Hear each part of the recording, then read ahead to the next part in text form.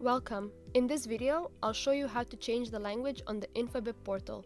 There are two ways to change the language: directly on the login page or within the portal homepage. To change the language via the login page, simply navigate to the globe icon at the bottom left corner of the screen. Click on it and select the language you prefer. To ensure the portal's language settings work properly, make sure the auto-translate feature in your browser is turned off.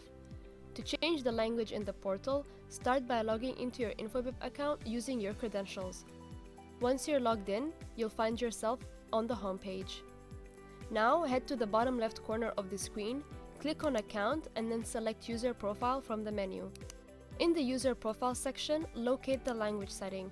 This will bring up a list of options to choose from. Select the one you prefer and you are all set.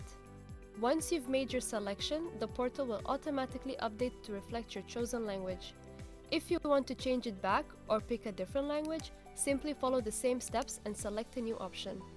And that's it! Thank you for watching!